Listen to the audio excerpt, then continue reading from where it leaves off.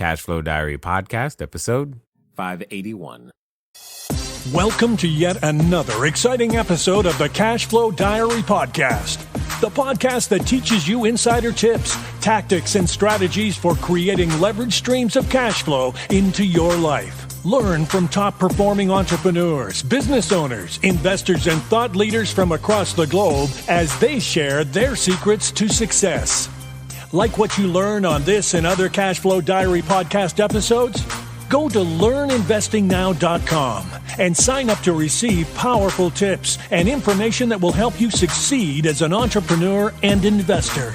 Now, here's your host, investor, entrepreneur, business owner, educator, speaker, author, and master facilitator of Robert Kiyosaki's cash flow game, Jay Massey.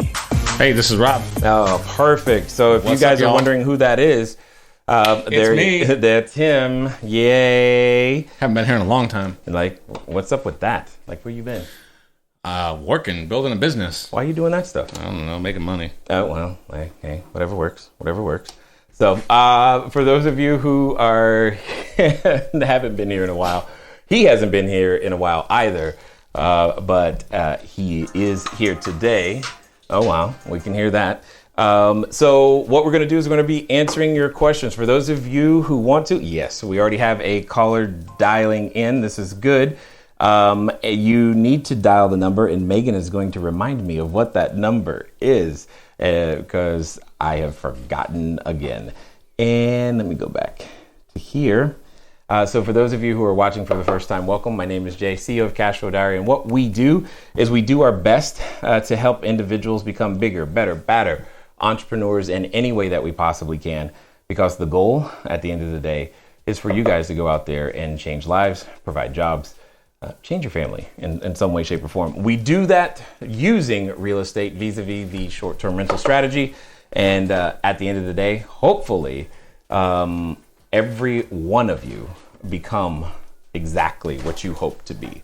So with that being said, I have with me today none other than Mr. Robert Vocolla. So he will be here to assist with some answers, and we are going to do our best. One of the things that I'm going to tell you today is a strategy that I know if you use it, well, what it'll do is it will assist you in becoming very profitable, especially during holiday season. So we will definitely talk about that for sure. Were you about to say something? Yeah, I'm just going to say I'm excited to be here. It's been a long time since I've been here. I don't think I've actually been on the live stream since you moved to this new studio. No. That's very exciting. I feel like this is my first time. Like I'm like jittery. I'm excited. I gotta get some questions. I want to talk to some people. Yes, we are definitely going to do that. All kinds of new technology, guys. This is like a rocket ship in here. This is great. Absolutely. 417-344-2274. That's the number to dial if you want to talk to us while we are sitting here. And we have a caller at the moment, so we're going to definitely go ahead and take that. And then for those of you who are watching on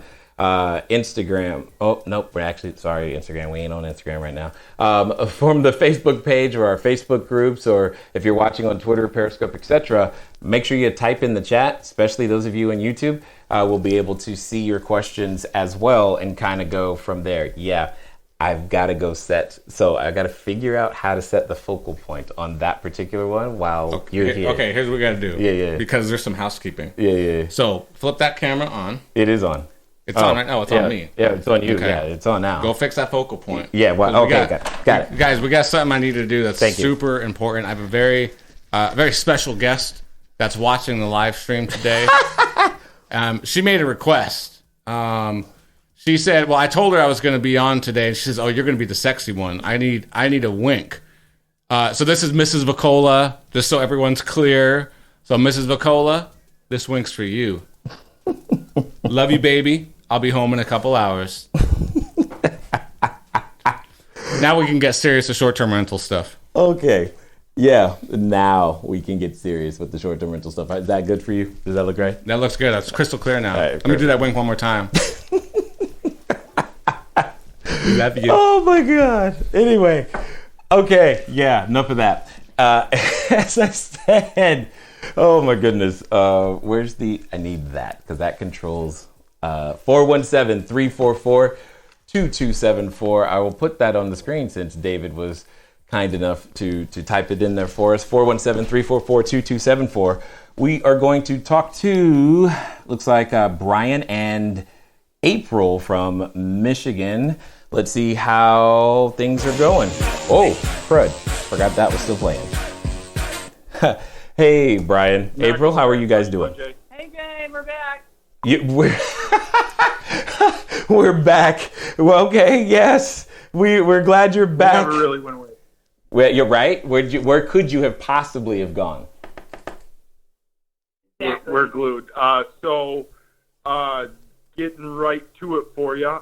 We did finally get that first guest, and we ran into kind of a situation where we disabled access to guests to have control to the Vivint panel. Yes. But there was still that just little swipe sensor that they could arm it. So when they went to leave the next morning, it was setting off the alarm, was calling to see if you had either a process in place to let them know before check-in, or if that was a setting that we could change on the system itself. I would love to tackle this one. I wasn't even going to say anything. Just go for it. So for all the technology that we have in place in our rentals, this is a what is it called? Source Not subject? digital, but if it's not digital, it's an analog process for this one. So we actually use sticky labels that we put on the panel itself that says for administrative use only. Do not touch. Tampering with this device may alert and call authorities. So once we started using that, or putting those on all of our panels, we got far fewer false positives. We also created a basic template in Smartbnb that said something to the effect of our security company notified us that your panel may have been set to arm. In order to not have a false call, we turn that off for you. And in the future, yada, yada, I'll fill in the blanks, right? So we have a basic template that we send out when it does get armed. It was either getting armed or having false alarms probably 3 or 4 times a day. Too frequently. And that's out of at that time, I think we had 12 rentals. Yeah. And then once we put that on, it's maybe once every 2 or 3 weeks, and that's out of 19 rentals now. Yeah, it doesn't happen anywhere near as much as it used to, is the point. And please do something like that. Does that make sense? Yes, we actually have a label maker, and I love it. So And April loves making labels, so we love labels. I love labels. Well, also make it sound hold on. as authoritative as possible. Yeah, definitely make it sound like there's consequences, but also make it big. Because I'm telling you, they're still going to you forget, not see the label, or I don't know, something like that. No, we can get that. So everybody is just using this for basically just between guests. What? The security system is, we're only arming it in between stays. Well, okay, yes, in theory, but if you're doing everything that we've suggested, in between stays is between 11 a.m. and 4 p.m. the same day. I mean, it's not even worth it because your cleaning crew's there. We hope so. Good point. So, but yeah, you're right, and just keep that in mind. Okay, that fixes it. Oh, okay, got it. So, was that it? That's it? That's it. Yeah. Yes. Did you? Okay, so how did you get the second reservation yet? We have the second and the third and the fourth, and we got a 5-star review on our first guest. Let's go. So Let's go. On our way. So, well, we're up and running. Okay, so you know what my question is then, right? When are we getting our next unit? See, I love it. Yes. Yes. And the answer is? We do. We want a duplex or a quadplex, if that's what they're called. We want a multiple, so we're looking for it. Yeah, we're running into, like you had mentioned, the logistics of a single-family home. It's just, it makes more sense to scale when we've got more units within arm's reach of each other. It's almost like I predicted that. Almost, but good. You gotta start with one. One. I understand. Good job. I'm glad to hear it.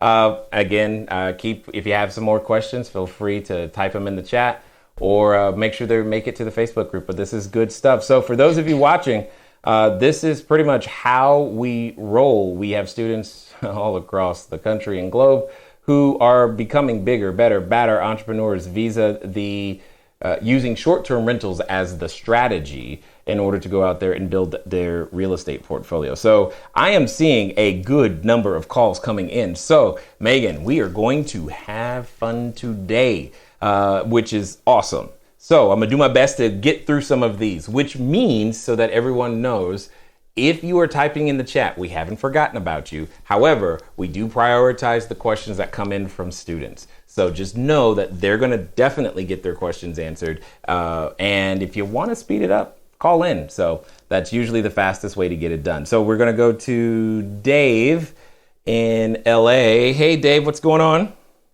Hey, what's up? How are you? Good. How's it going? So far, so good. I'm in here with Robert Vocolla, if you did not know. Hey, Robert. What's up, man? How you doing, brother? Good. Good job on all your success. Yeah, he's awesome. Don't come on, stop now. He's heard all that. He's heard all that already. What's up? Yeah. How can we help you? Okay. I was wondering if you can help me out with this problem. I've got a logistics VA customer service manager issue here. Okay. The question sounds complicated, but go for it. Okay. I've got 3 VAs that are working 18 hours a day, 7 days a week. Say that again? Wait. Located. Each of them are working 18 hours a day, or you have 3 that are covering an 18 hours worth of shift? No, they're covering. So they're working 6 hours apiece, is what you're saying. 18 hours. Okay. Yeah. That makes more sense. Okay. Yeah. I've got 3 VAs. Each of them are working about 8 or 9 hour shifts, and they're covering 18 hours a day, 7 days a week. Okay. All 3 of them are from the Philippines. Okay. Okay. They are good at following our really, really extensive, long training manual and SOP. Yep. This is true. And doing a couple other things, like very like robotic type of, copy and paste or yes. Things like going by like a very extensive checklist. Okay. They are not good at doing customer service manager type of things. Out of these 3, I thought that one of them would step up to the challenge. One of them would be really good and would be able to manage the other VAs, as well as step in and help me out and be a manager to our vendors and our independent contractors and a bunch of other help I need. Okay, so I just want to be clear that I'm hearing this correctly. Are you saying that you that how many times? Well, okay. Is this your first shot with VAs? Is this like the first time you've done it? I've been with VAs for 6 months. And this is the first. So this is the first time that you've done this, right? Right. Okay, yeah. so if I want to put this in perspective, I would say, Dave, you had a realistic expectation that on your first time with your first 3 people that you were going to find the person who could do everything? No, I thought that I could promote one of them. Yeah, that's my point. You thought you only needed to look at 3 people to find that one person. Oh no, I've gone through like probably 7 or 8 different VAs until these are the 3 that I'm comfortable with who are able to do, Hey, Dave.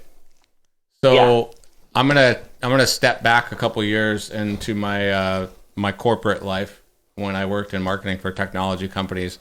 I was a director of product management for a technology company, and I was bringing on someone junior to me at management level.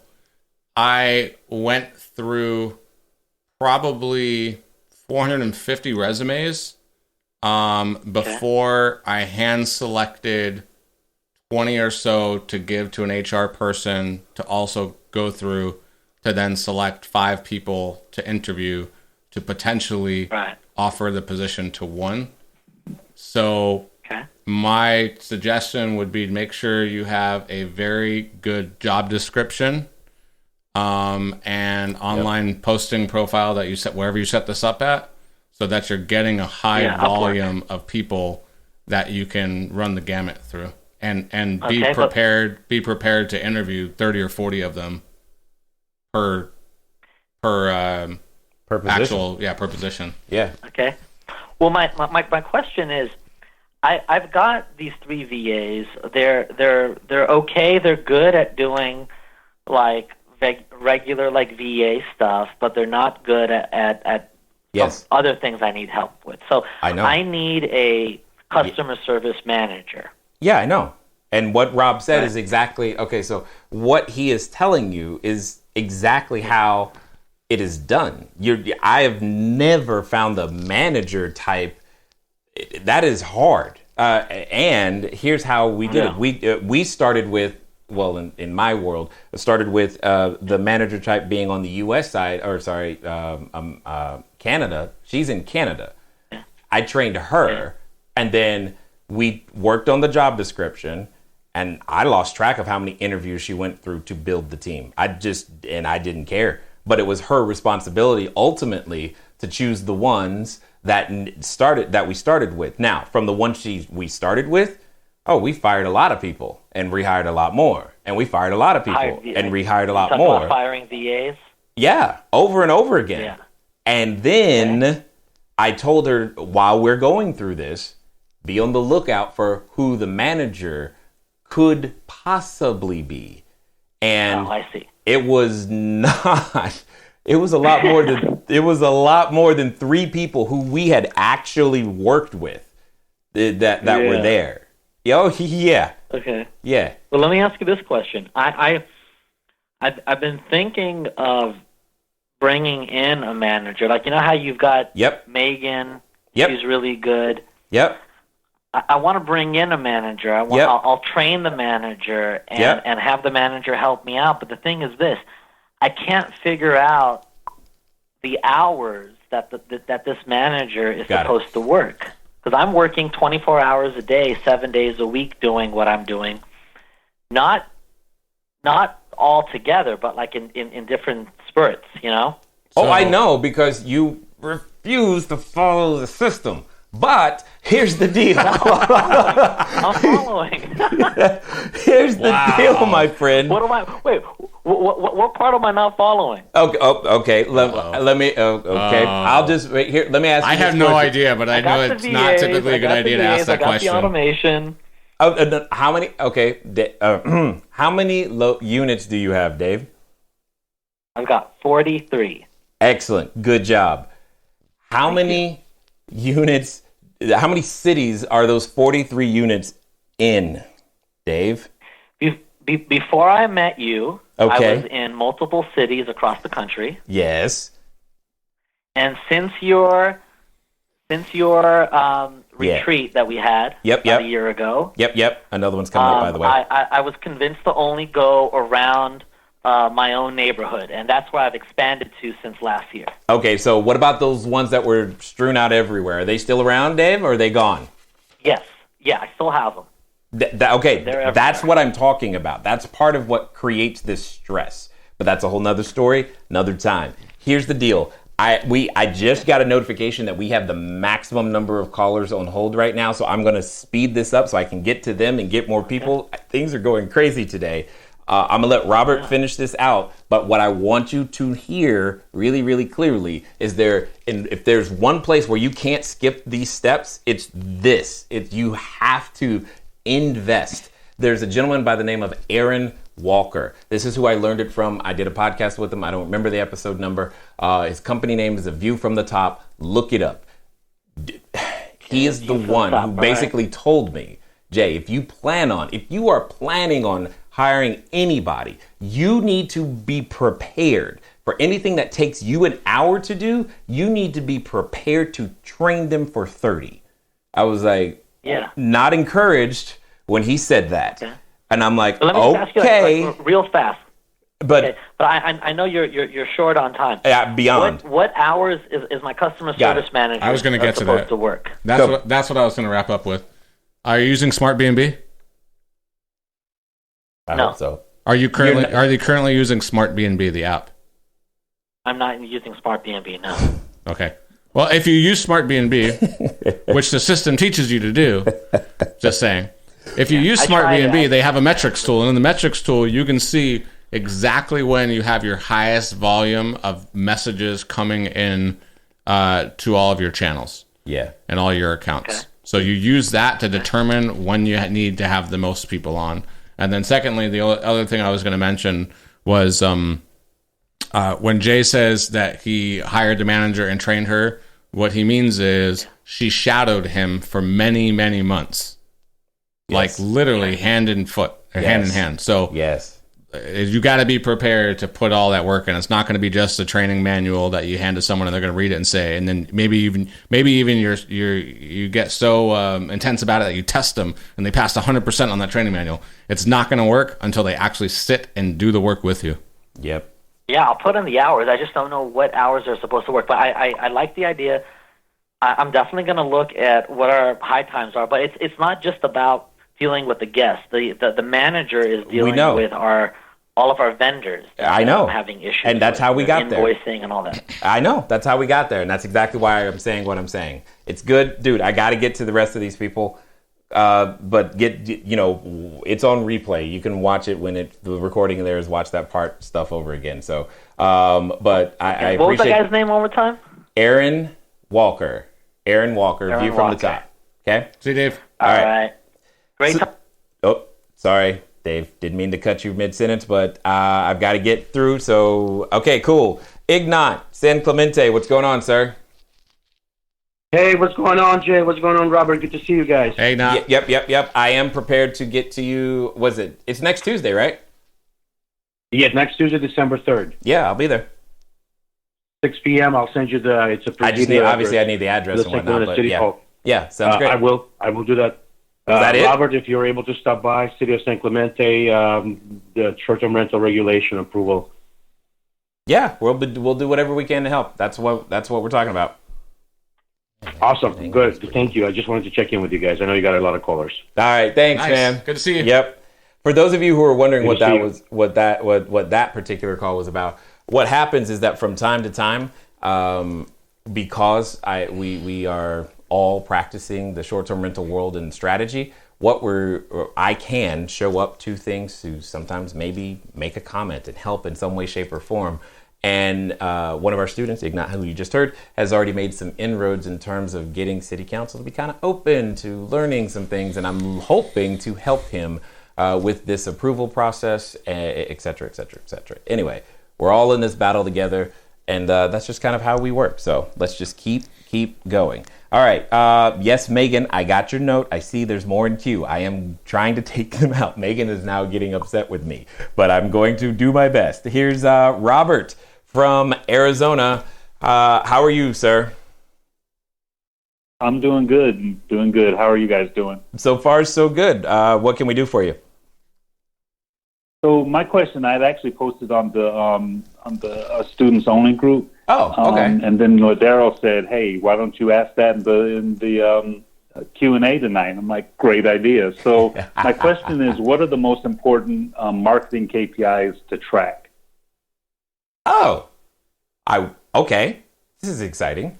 You want to start, or no? You go ahead, please. Okay, got it. So there's a training that I did a little bit ago. It was leads times it's L times M times C times F equals growth potential. It's a formula that came from Ryan Dice at Digital Marketer, and that first one, what you're talking about, is leads. So when it comes to the marketing metrics, there's a whole set of metrics around leads. There's a whole set of metrics around customer conversion, and then there's a set of metrics around margin, i.e., what is your average order value, or average how much is your guest spending when they stay with you, and then we have this whole thing around frequency.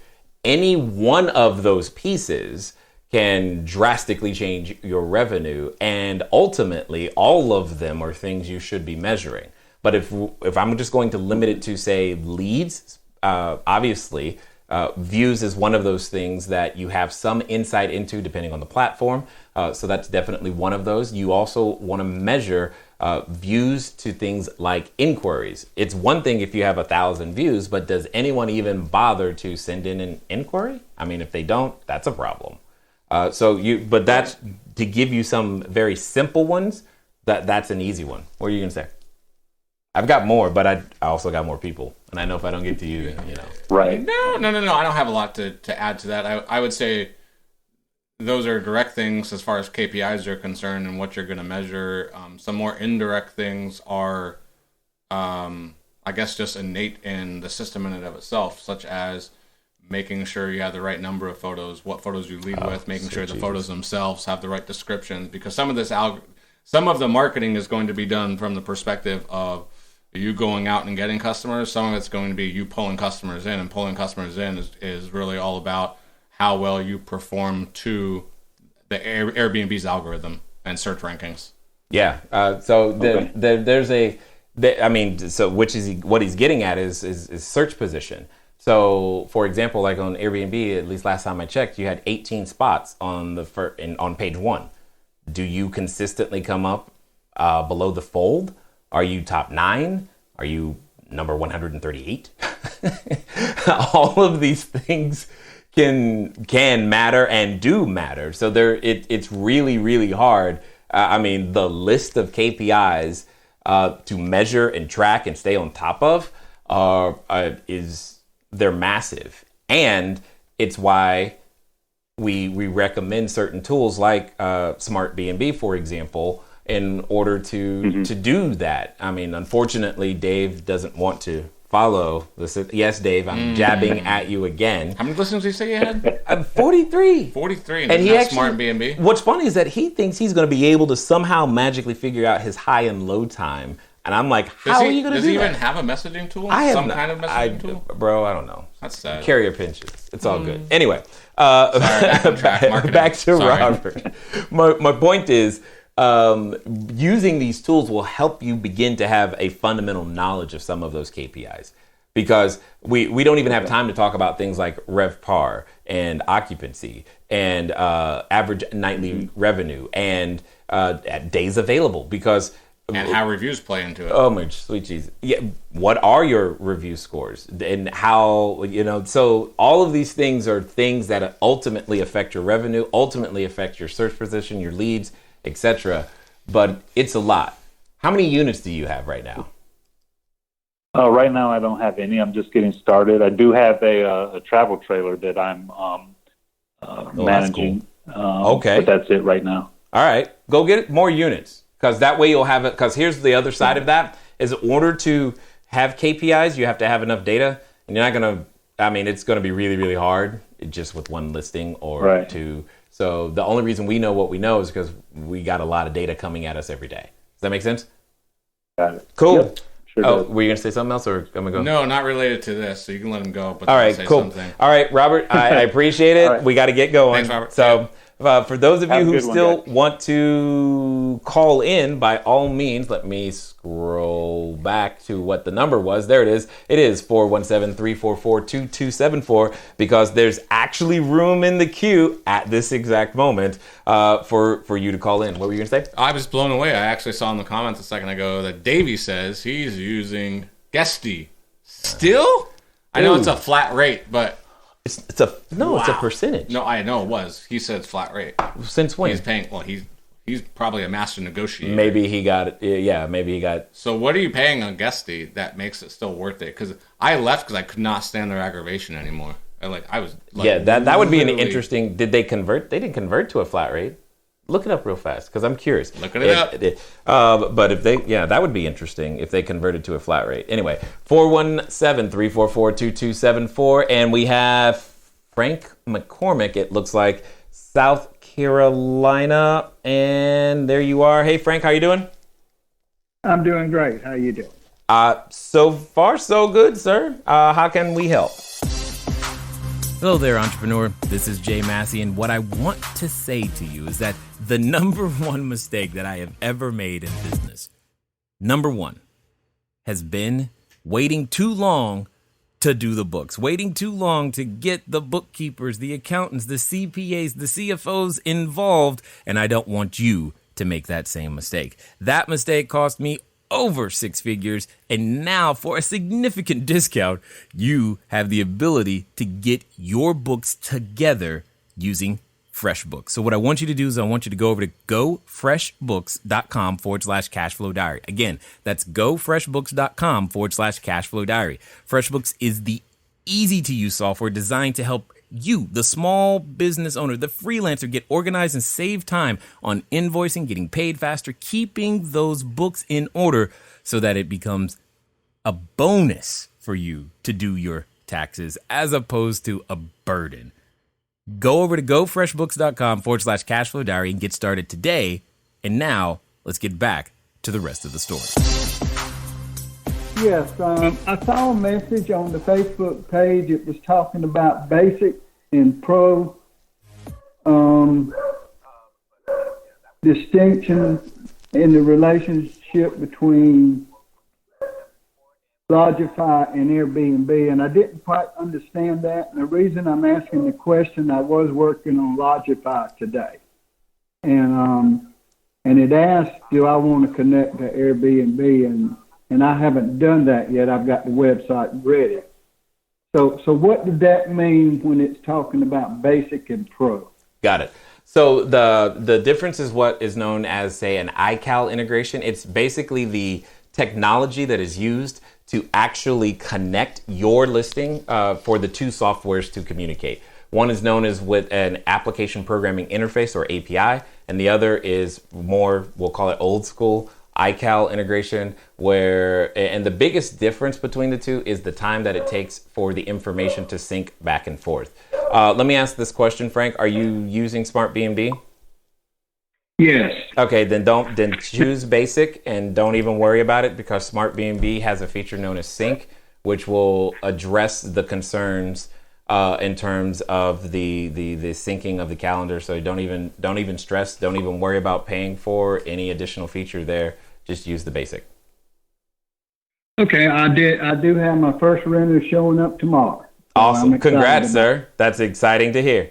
Okay, thank you. That's a big help, because I did want to get now. If I understand it right, once we rent through Airbnb one time, we want to try to shift them when they come back to Lodgify, our own site. Yeah, absolutely. Remember, you're all. Oh, go ahead. No, yeah. What I was going to say is, so what we do is, after every single reservation, about 2 days after that reservation, they get an automated email that basically invites them back and lets them know that if they book with us directly, they can at the very least save on the fees that they would have paid to the booking channels, such as Airbnb's fees and taxes. And we provide our contact information, our website, an email address that's specific to reservations, and a phone number in case they want to text us instead, because they'll try all different kinds of ways to get a hold of us to get a reservation. But that's just part of our process. And when guests reach out to us, and let's say we have a guest that wants to have a long-term stay, and they'll say something to the effect of, hey, this reservation's for 3 weeks, but I really need 3 months. Can you guys provide some type of discount? Can you accept, cash on site or whatever? We want to try to get this off the system. My basic response is, we can host you for any amount of time through the booking channel. And once you've made your reservation, then we can book with you again through our website, in which you would save some money. But you have to book through the booking channel first. I make it very clear to them that it is part of our host terms of service, that once they reach out to us on Airbnb, we have to take a reservation to them, and that's to protect us and our business. I understand. Okay, great answers, because those were some things, because I was going to throw that switch on Lodgify tomorrow. Excellent, sir. Excellent. And one last thing, Frank, just so that you know, I'm assuming you're a mastermind student. If you are, inside the resources section, there's a downloadable resource. I've forgotten how many templates are there, but messages like the one that Robert was just mentioning, they're right there for you to copy and paste. Yeah, I've got that on my desktop now. Perfect. I've already downloaded. I love it. In fact, all of my messages on Smartbnb were pretty much those messages because I kind of did away with the Smartbnb message. That was the goal. The training is super because there's no way I would have pulled this off with renters tomorrow. There's no way at all. It's just incredible. Thank you, sir. We appreciate it. And congrats on your first unit and your first guest arriving tomorrow. Have lots of fun. Let us know how it goes. Okay. Awesome. Thank you. Thank you, too. You're welcome.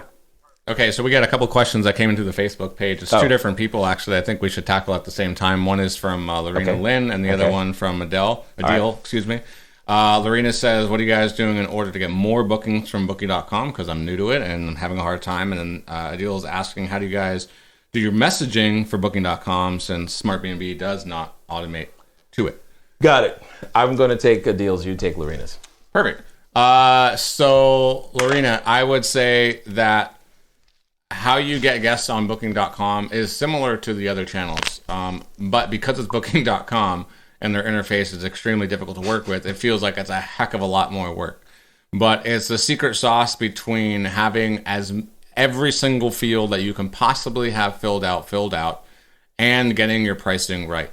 If you're using Logify, you're most likely doing a markup from Logify to Booking.com, and there's a very fine line between being able to make more money on Booking.com versus having absolutely outrageous pricing.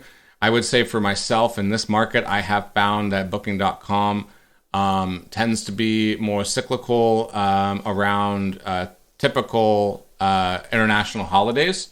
So anything like a major holiday like Christmas and New Year's, as well as just summer breaks and things of that nature, Chinese New Year, the hot months in the Middle East. Is it ever not hot there?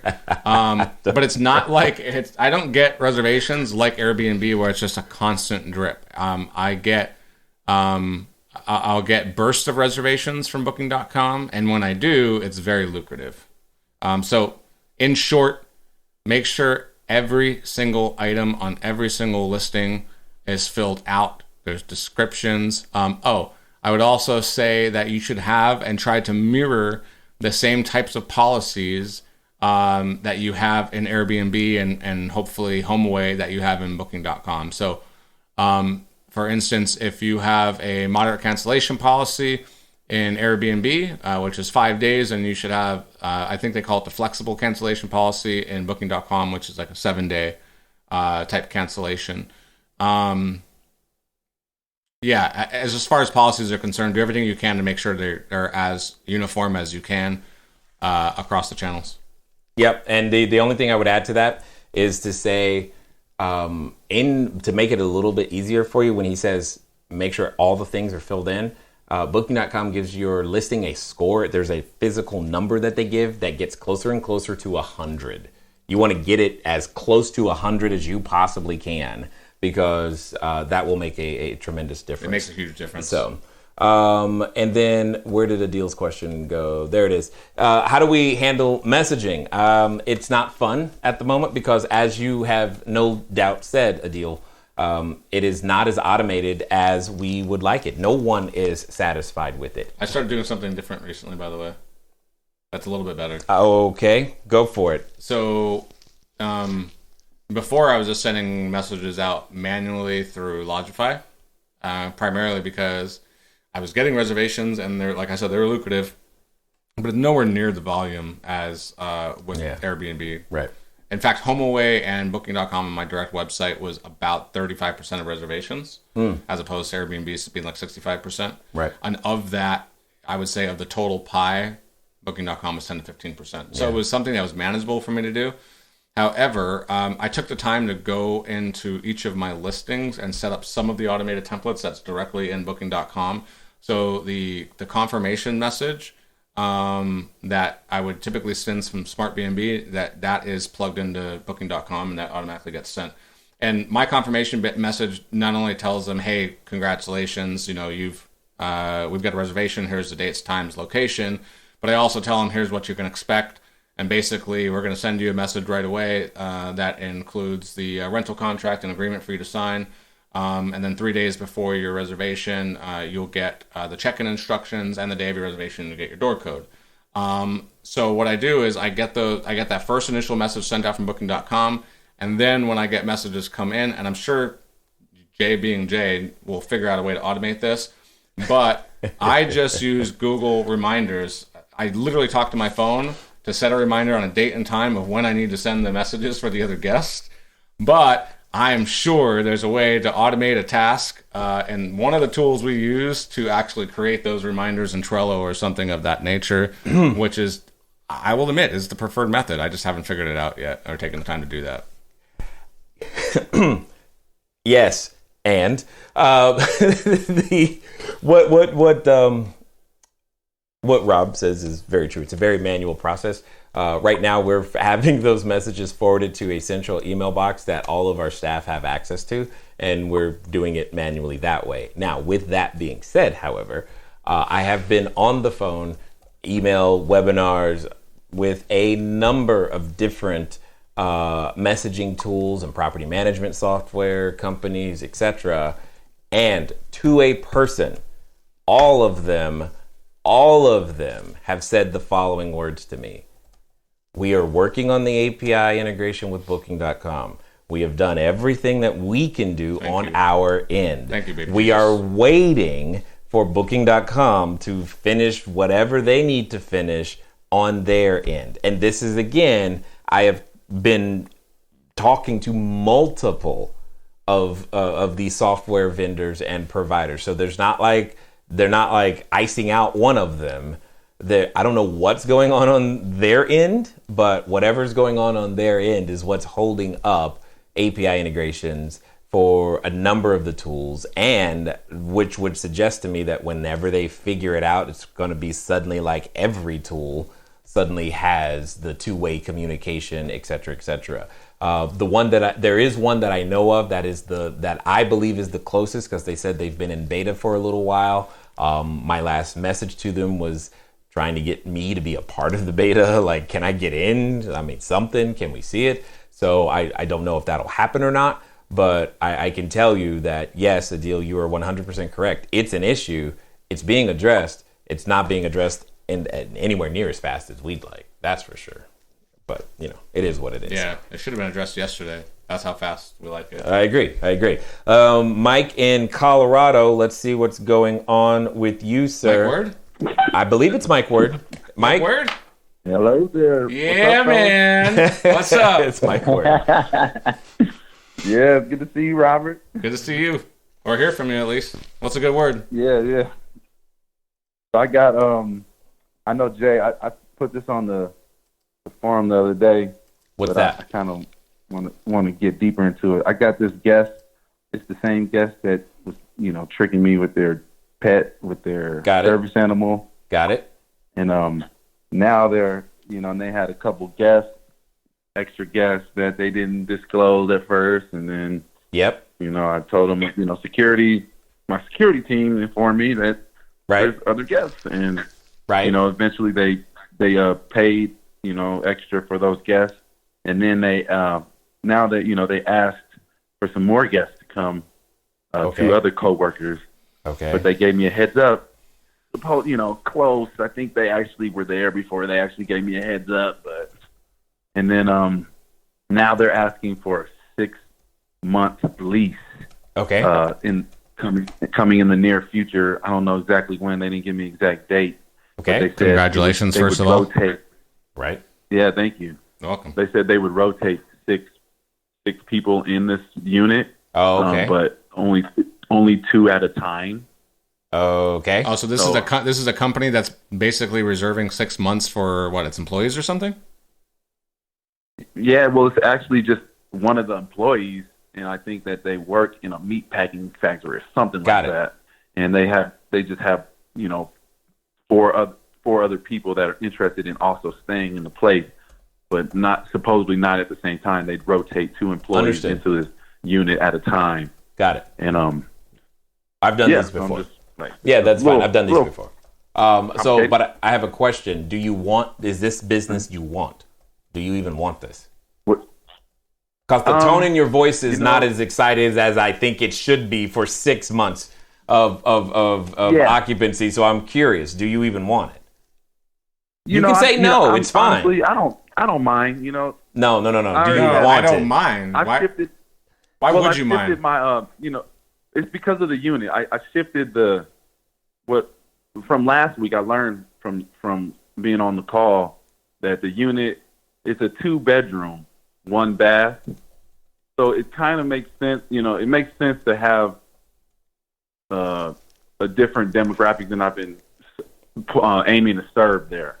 I was aiming to serve just like kind of like corporate business people, but it's looking like it's more just blue collar people coming to work. You know, that have jobs there that are wanting to be in. Why does it, Mike? Okay, go. Yeah, Mike. Is there money different? Yeah. Is the blue collar worker's money different than the white collar worker's money? Different than the vacationer's money? Yeah, a little bit. But I'm listening. You know, how? Please tell me how. Educate me. I need to know. They've been paying though. I know they're not like the blue collar. They're like, you know, in the meat packing industry, it's a really dangerous industry. So I know they're getting paid well. You know what I mean? So it's not like they're not. They're probably they got a higher salary than the average blue collar worker. But let me ask you this. Actually, let me take a step backwards. How many bedrooms do you say it was? It's 2. Okay, so let me ask you this: if you're making, and when I say making, I mean profit, $1,600 a month for the next 6 months in that house. My first question is that good for you? That's good for me. Okay. Now, if that's good for you, and that money is equal across the board, no matter what their profession is, what is it that you're actually concerned about? Because it's not the money; it's something else. Well, I'm concerned that they're not as forthright as they could be. Got it. Did they hurt your feelings when they weren't forthright? It also looks like we have built this relationship with this guest, and they are attempting. I don't feel totally just disrespected by them. You know, they're a little sneaky. It seems like a little bit, but okay. If, you know, I'm laying it all out there, and I'm setting the rules so that they don't have to be sneaky anymore. You know, I'm allowing the pets in these units now, and you know they have. It's just that if I've adjusted my strategy with these people, and it's working. They've paid me. They've never not paid. You know, they extended their stay and paid. Their extra guests they paid for. So you know they're being solid at the end of the day. It's just, you know, getting to there has been a little bit tricky. So now I'm actually not questioning whether to let them stay or not. It's just how should I go about setting this agreement up with them? You know, since it's going to be for 6 months. Got it. So you're talking about the actual tactical process of the reservation.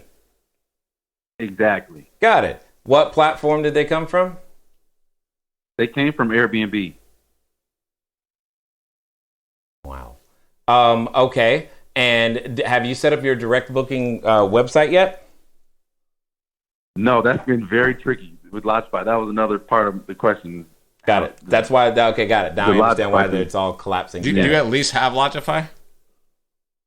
I've attempted twice now to set up Lodgify, and for some reason it fell out the bottom for me. But I mean, my intention in the next week was to go back to that. I've also been working with Marcy to get my book straight and all that too. Yeah. So it's like those are the 2 big things that I'm kind of got me in a little bit of a holding pattern.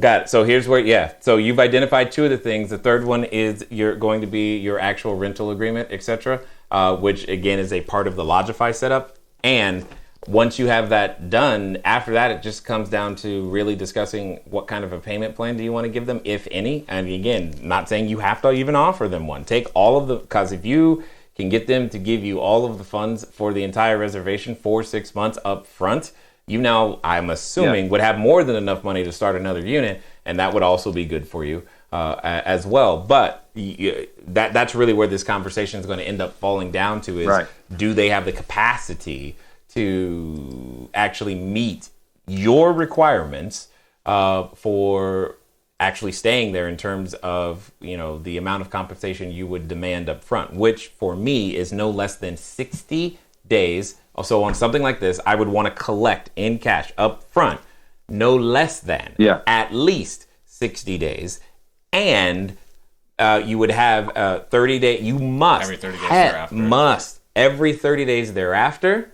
Okay? Yeah. And I need a 30-day notice. If for some reason something ends, you need it to end early, I must have a 30-day notice. So it will not end any earlier than 30 days from the day we are in receipt of said notice. Yes, and if you're using something like Logify, you can set it so the card, when he says collect funds, what he's really saying is an automated process for the card to be charged every 30 days. And that's in accordance with policies that you set up in Logify so that the guest has pre-agreed to that. And if, for whatever reason, the card bounces and they don't make good on that, the reservation ends and they lose all money. Period. 100. Okay. Or at the very least, you open up your calendar for whenever whatever they paid for has ended. Yep. And just make them aware that the calendar is now open and available to anybody to book. And if you don't pay, then you're going to lose it. Correct. And when he also says, when Jay also says, find a way, it's always good to find a way to get them to pay 100% up front. What he's really saying is give them multiple plans and ways for them to pay. So let's say, for instance, you maybe provide a 10 or 15 or 20% discount for them to pay 100% of it up front.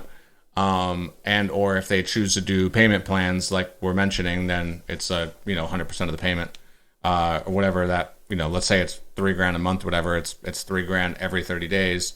And if it's paid up all up front, maybe that comes out to $2,800 or $2,700, something like that. And under no circumstances is this a situation in where you accept less than your net profit number of that $1,600 a month. And in fact, if it covers some of whatever your high season months are, there probably should be a premium on that as well. But that's where I would come from. That's how I would put it together. But the tactical pieces you need, you've identified your Logify, the rental agreement, as well as the Marcy, the bookkeeper. Because if you get the number wrong, you're going to feel it. Right. Cool? Okay. All right. I got to get at this. No problem. No problem. No problem. All right, let's get over to William. Yeah. William has been waiting for quite some time and is uber patient. And that also means, guys, there's room in the queue now for anyone who wants to give us a call. So, William, what's going on? William, are you there? Is William still there? William waited so long. But it still says. Is he muted? Oh, I forgot to hit the talk button. Oh, come on, Jay. He can't talk. Now he can talk. I'm here. There he is. My bad. It was me. Anyway, 417-344-2274. Anyone want to give us a call? By all means. Megan is there. Be nice to her, and then we will talk with you. What's up, William? How can we help? Hey, gentlemen, thank you for taking the call. I want to make this as quick as possible because I know you have a ton of people. And the question I have, I posted on Facebook as well. I'm engaging some financial institutions, and I'm looking for resources that can explain and better describe the short-term rental business. I know you said there's something that you had in your materials. When I go to tools and resources, I'm unable to basically see any tools and resources. They're all locked. I am a student of the Mastermind Blueprint or whatever. I don't know. I guess I'm trying to anticipate any other questions you may have to be able to better answer how I can get some of those resources from you. Okay, so help me understand exactly what is it that you are trying to present to whom, and I can probably direct you better. What are you looking for? What are you hoping to find?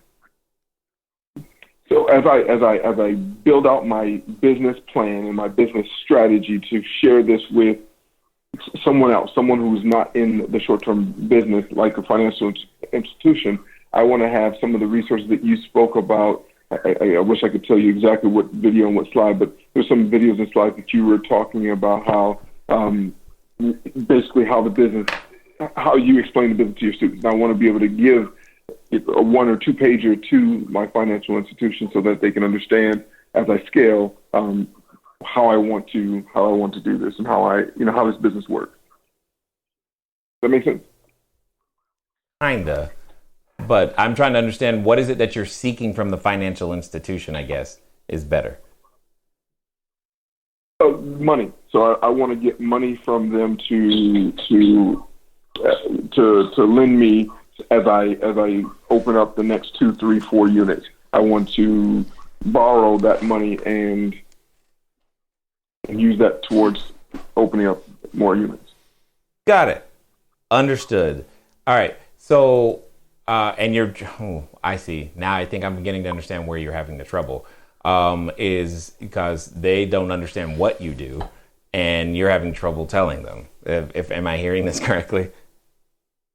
Well, no, I can tell them okay, and they're interested. And actually, some of the institutions said they don't do this or they don't do that, but I'm willing to do what you're trying to do because you're more doing a hospitality. Talking about me, I'm doing more of a hospitality spin, and not that I'm spinning it. It's just that's what we do. And so what I'm trying to elaborate on is how that business is not just real estate or not just the risk of real estate is different from the risk of hospitality. And I need to share that. And so as I share that in my 1 or 2 pager, I think you and I could be wrong, but I thought you referenced some resources that you've offered in some of your courses that will help explain that concept or that strategy. And so if I can utilize that as the blueprint and then use some of that information as I input that into my my 1-pager or my 2-pager, that would help me secure more money. I know what you're looking for now, and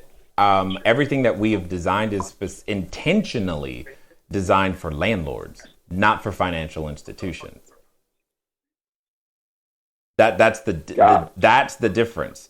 Is that because typically where this conversation comes from, for the most part, is the new person who's trying to obtain their first listing or their first location, and they're talking to a landlord trying to describe it. So those resources exist, but they're not in a format that's going to necessarily help a financial person in any way, shape, or form at all, because that's not even what they're designed to do, primarily because the majority of the lending institutions that I have spoken with personally and interviewed and blah, blah, blah, blah, blah, they're still having trouble putting together the correct underwriting model, specifically the correct underwriting model when the real estate is not a part of that model. So, which is that's the whole thing. Does that make sense?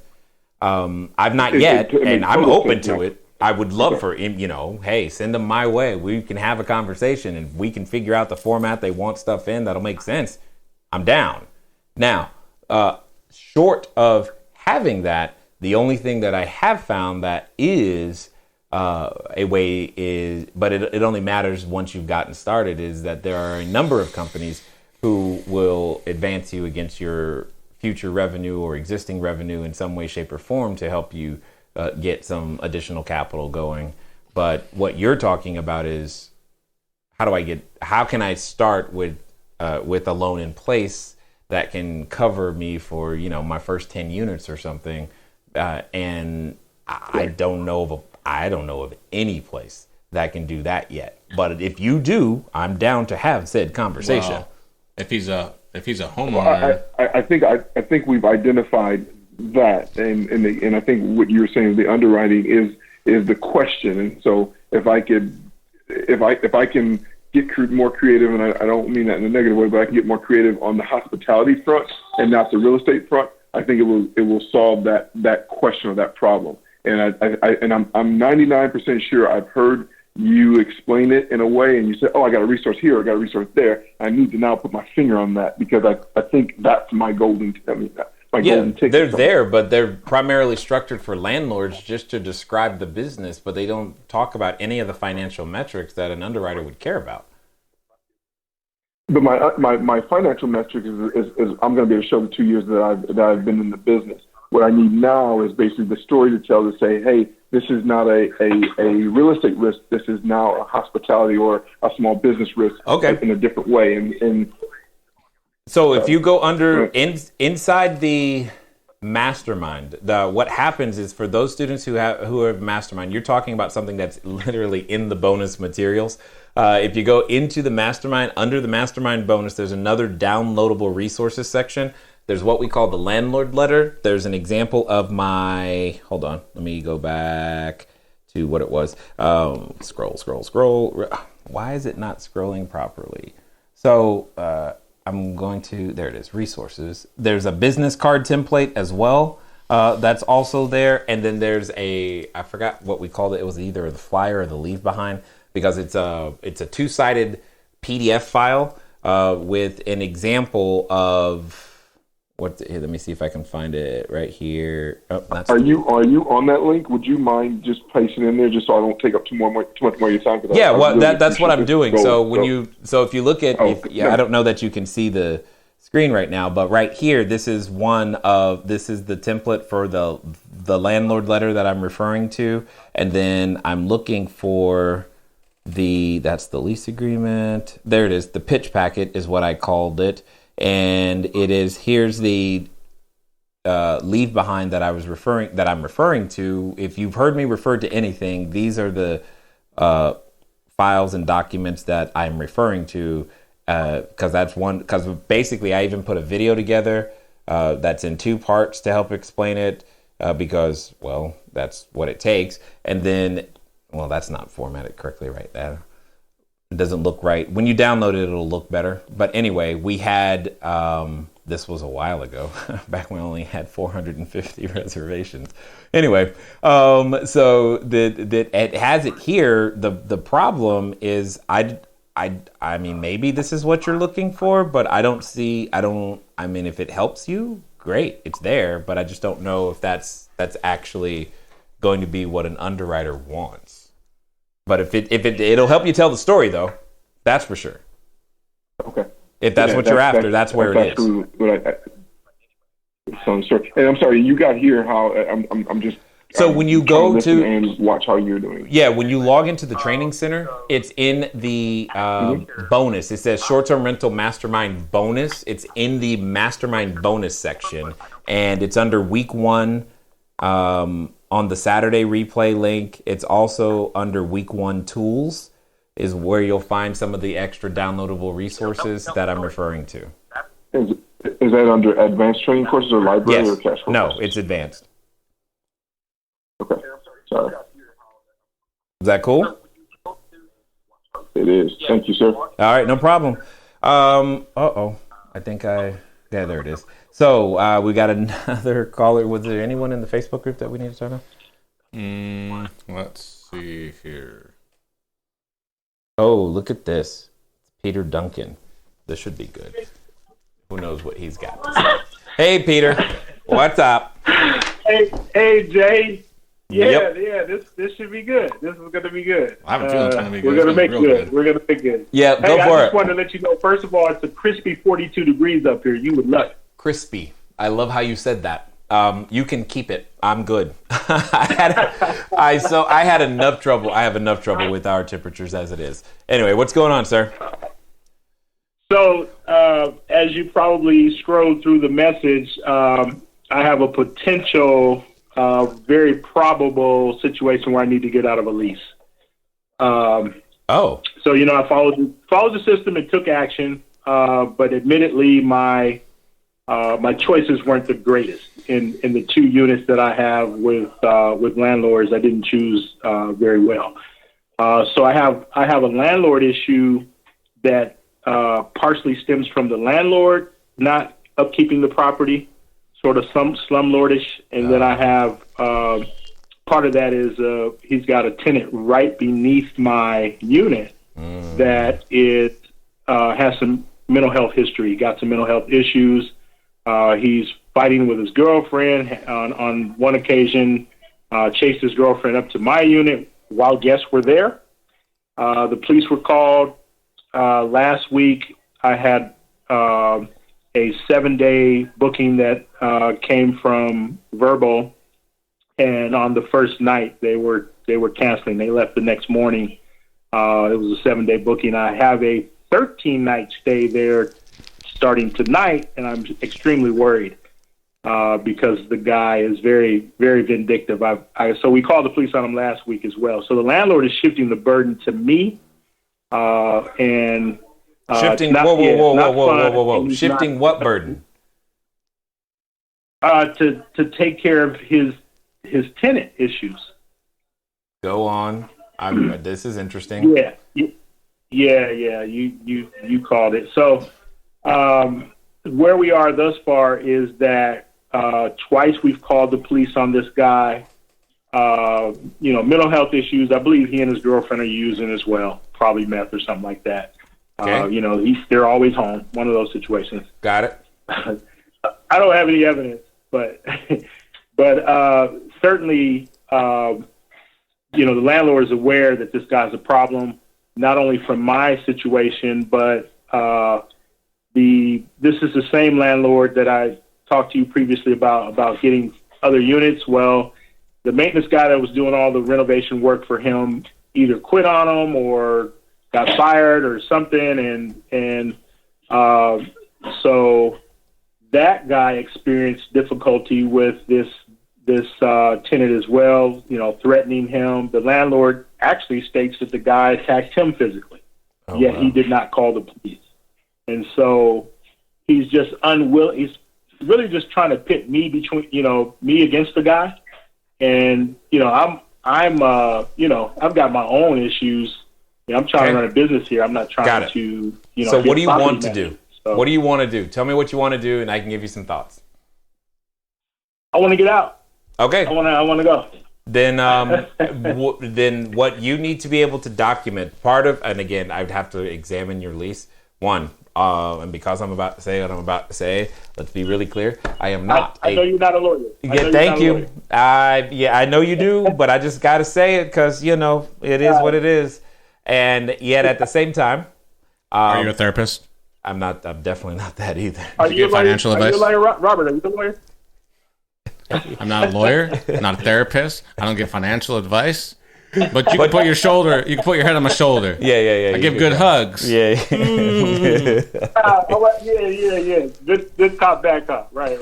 That's the idea. So what it comes down to at this point is you just need to, talk with the landlord-tenant attorney, and just there's going to be, at least in most states, there's a certain amount of documentation that you need to make sure you provide or that you have in case the landlord tries to enforce the lease against you. Because basically what you're telling me is everything that you're telling me says that he's violating what is typically known as quiet enjoyment. That's one of the promises the landlord is making. So the promises that he has made to you in the contract, he is not fulfilling on. He has no ability to say, well, you fix it. And there are so many reasons why you shouldn't, and I'm pretty sure he wants to maintain equitable interest in his property. So I'm just going to go with, if you're looking to leave, I'm sure you've got documentation of everything that's happened thus far, and making sure that if for some reason he wants to enforce that you stay, then you'll have what you need should it come down to him hiring someone trying to make you or make you collect, etc. Now, with that also said, I'm hoping you followed the template that we put inside the materials, because if you did, one of the other things you have available to you, which is a more gentle way of doing it, is to find him a replacement tenant, someone to literally take your spot and you leave.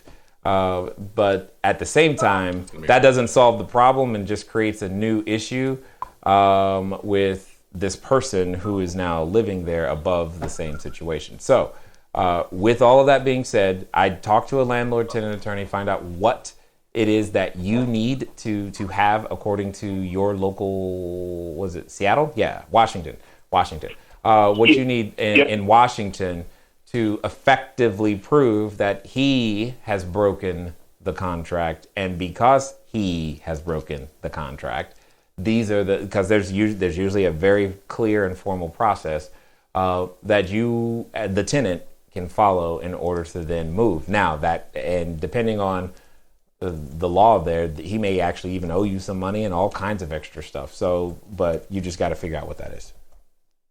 Okay, and then just to follow up on the quiet enjoyment, is that implied in generally every lease, or is that spelled out? It's usually both. It's usually both, but again, I haven't seen I don't know the document you signed, so but it's usually there. And this is basically what I had. I just need to hear it. I pretty much figured that when a landlord enters into a contract, there are certain duties that just automatically accrue. So he's got a problem. It's not your problem, and what you have is a responsibility to your tenant, and you just need to make sure that your fiduciary responsibility to him ends in a way that is defensible. That's really all I'm after.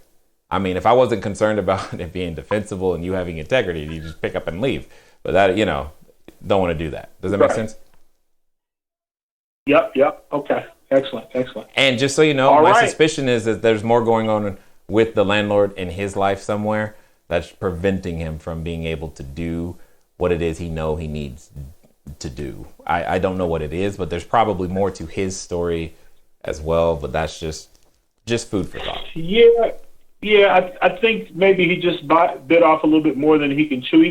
He's worked for the city of Seattle for a long time. This apartment complex, 16 unit, is in SeaTac, and his home is right around the corner. And I think he loves Section 8 tenants, but at the same time, he's beautified the inside of each unit.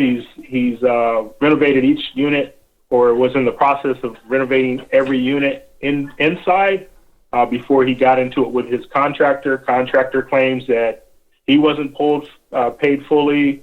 Landlord claims that the contractor ran off with the money. So there's all kinds of junk going on. Yeah, so this is I'm hearing inexperience. This is one of the reasons why I like getting people started today with short-term rentals first before they start buying buildings and whatnot. But I'm hearing inexperience, and basically, ultimately, what this turns into is honestly, if someone who knew what they were doing actually wanted to buy the building, fixing all of that stuff it's totally fixable. For the right price. It's totally fixable. So.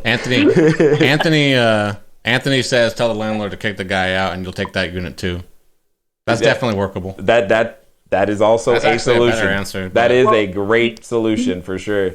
But it doesn't sound like he knows how to process an eviction right now to me. I'm not hearing that. Exactly.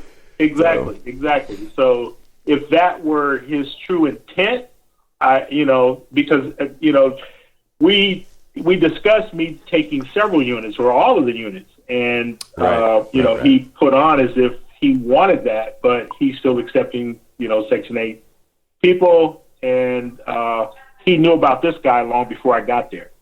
So he's just using me to get rid of the guy, which is costing me money. Yeah, absolutely. And heartache. It's not your responsibility. It's his. So it's up to you. That if you want to, there's a path to you owning that building. There's a path to you leaving. There's a path to you getting more units. Whichever one you want, the choice is yours. Just document and you'll be fine. Cool? Okay. All right. We get over to guys. All right, thank you. Thanks, Jack. All right. Take care. So I'm coming for that hug. What? Mike has another question. He wants to know if he can call in, but here's the thing. The question could probably take up a whole Q&A. And that is, how much do we pay for a manager? What basic roles do a manager serve? What calendar platforms does Logify actually synchronize with? Sorry for so many questions. Thank you. Start with module 4 and 5 in the mastermind crew. Because that's going to get you started in the correct direction. All right? And we're going to take it. And not only that, but I'm pretty sure Rebecca and Erica covered this in their presentation at the Mastermind Summit. Which means you have recordings of that too. You have the recordings of that as well. So I would encourage you to review that. That was on day one. Session. That was a very good session. That was day one material too. Oh my goodness. So let's get to the last caller. We've got Chris in Orlando, Florida. What's going on, Chris? Hey, what's going on? Nothing so far on the left coast. How are you guys doing? We're a little chilly, but we're being all right. We're all right, hanging in there. We can't say that too loudly. There are people in Minnesota listening, so be careful. We got storms coming though, starting tonight. It's all good. How can we help? Sucks for you guys up north. But my question was, me and my brother are we're going to start to do Airbnb. So I was going to ask you, I have a lot of, I've been asking a lot of the owners and I guess the listing agents if the owners would be open to doing Airbnb. And it seems like a lot of them are scared or don't know like how to go about it. Like, what do you recommend? How would be the best way to approach an owner or these listing agents that don't know anything about Airbnb, but we want to make sure they get their money? Got it. So let me I'm gonna let Robert get this one because I can hear him. He's dying to do so. But I'm curious. It's just a very simple question. Chris, are you a current Cashflow Diary student? Because I'm sensing you're not. No, I actually just joined. I just found your page on the YouTube. So I literally just subscribed not too long ago. Rule number 1. Are you listening carefully? It is not an Airbnb business. I was waiting for that. It's a short-term rental business. Right. It's a hospitality business. Airbnb is a marketing channel in which you get one place where you get your customers. One of many, many, many, many, many, many, many, many places. And under no circumstances ever use that terminology with a landlord. They will kick you out before you get your foot in the door. Which I think he's experienced that so far. That's what it sounds like. He's not getting very far. One of the things that I'm going to encourage you gently / strongly / please go do this is go to cashflowdiary.com/star STAR. It's a 97-ish minute presentation, and we'll go over some of the basics of how this industry is to be presented, who it is that we are, what we're doing, how it works. There are a number of individuals, many of whom are probably watching right now, and don't get me wrong, are there people who haven't used our information and made money? 100%. And are there people who have used our information and made money faster, better, bigger businesses, all of these things? Yes, because the opportunity is so great. People have tripped over it. But if you're looking to become that professional operator that can scale to tens, to dozens, to multiple dozens, to hundreds of locations, that's kind of what we do. And there's a very specific step-by-step process in that conversation that we have.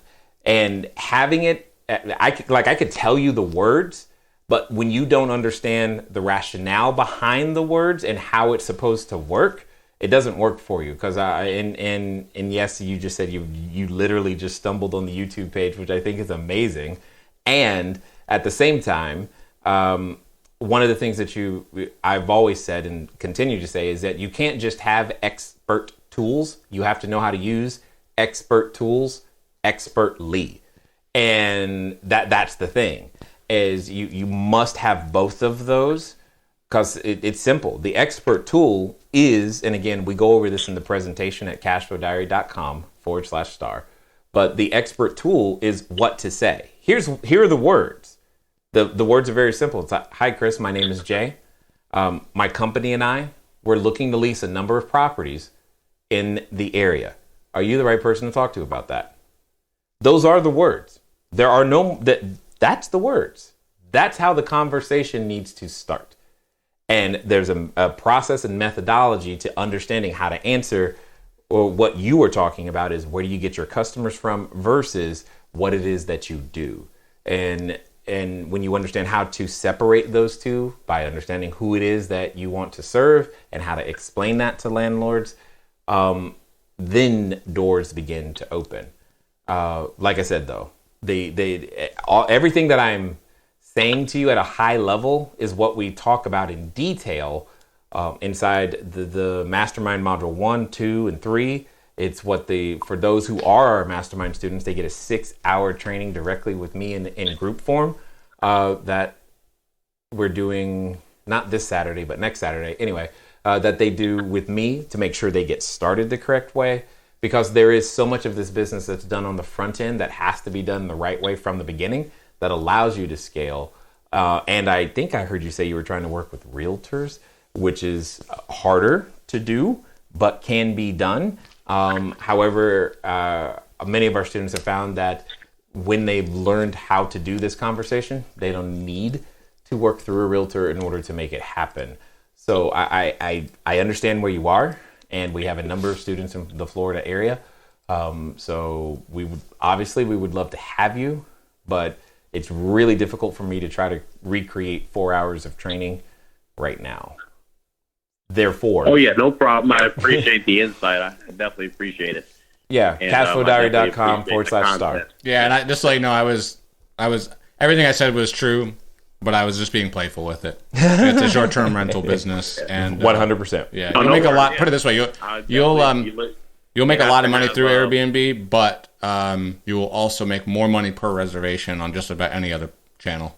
Just about any other channel, 100%. So, anything else, Chris, or is that'll help you right now? Yeah, last question. I was considering just because we're in Orlando, Florida, home of Disneyland, and tons of people want to come here. You mean Disney World? All the time. I was Disney World or Disneyland. Yep. Yeah. We're Disneyland. Your world. Yeah, we got the world here. Yeah. I was saying that if I could maybe get an apartment on my own and then do it that way, would that work? Well, when you go through our system, you'll understand that you should be using an entity of some kind. So we tend to recommend that you talk with your attorney for which legal entity structure to use. That's right for your situation, but to use a entity structure for your situation, so that as you go out there and operate, you have the proper protections in place, especially with your insurance, etc. So the majority of our students do it, quote unquote, on their own. No problem. So it should work for you just fine. I don't see why it wouldn't. Is that cool? Thank you so much, and I'll be logging onto the website now. All right, Chris. Thanks for calling in. Take care. Talk to you later. Okay, so Shelton just called in from Hawaii. Big Shelton, because I said it out loud. I kind of have to answer, don't I? I can't just go, no, I won't talk to you. That would be wrong. Yes, you have to answer, and that's probably one place where the weather is better than here. Let's find out. Yeah. That would be at least interesting to find out. Let's see if he's there. Shelton, how you doing? Hey, Jay, how's it going? Good. Is the weather better? What you got? Oh, gosh, it's Hawaii. What do you expect? Yeah, I know, right? Beautiful. I know. I have not answered that question. Of course it is. He's like, dude, what are you talking about, man? Yeah. What's going on? How can we help? So I got, so we're in a 30-day market, right? So Yep. I recently got a booking that I was fearing what would happen. So we're booked till December 17th, and then we just got a 75-night booking, but he's not checking in till January. Oh, what was it? I'm sorry, I got it backwards. December 21st, the guy's checking out. This guy's checking in on January 17th. So I got like 28 days or whatever, 25 days of vacancy. Yeah, I think, okay. And you're probably about to ask me, how do I fix that? Yeah, I'm like, what? This was my worst fear. I was like, man, what happens if something like this happens? But on the good side is the 75-night booking. He took like top dollar. He didn't even negotiate a price. He was just like, I'll pay whatever you got, and it was nice. It was a nice payday for that one. So Got I'm it. just trying to see what I do for this vacancy. It's a good question. Charge more.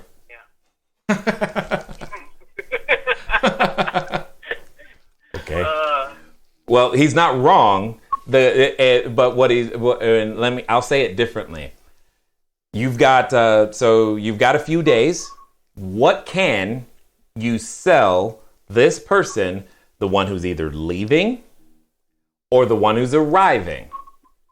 How much revenue do you need to cover that gap of days, those 25 days?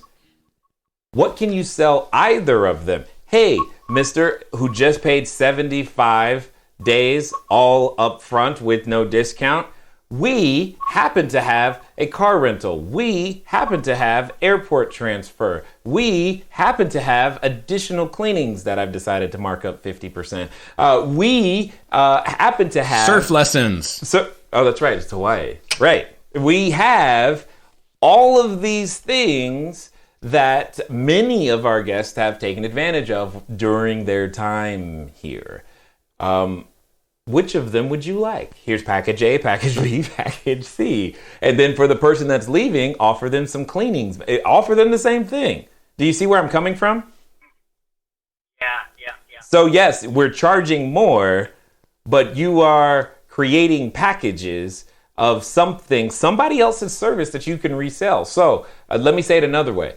Go to your BNI like I've recommended and find a service provider who has something that would work with. Hey, is there a personal chef who, do they want food? We got food. I mean, Thanksgiving is in a few days.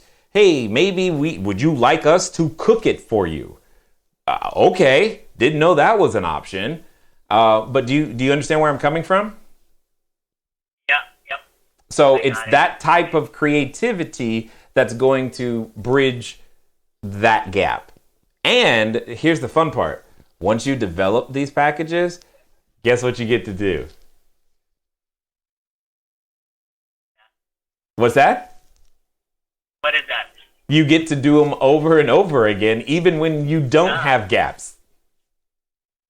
That's true. Yeah. Okay, I see now. Does that make sense? Yes, that does make sense. That sounds pretty cool. I mean, and in Hawaii, you've got too many of these options.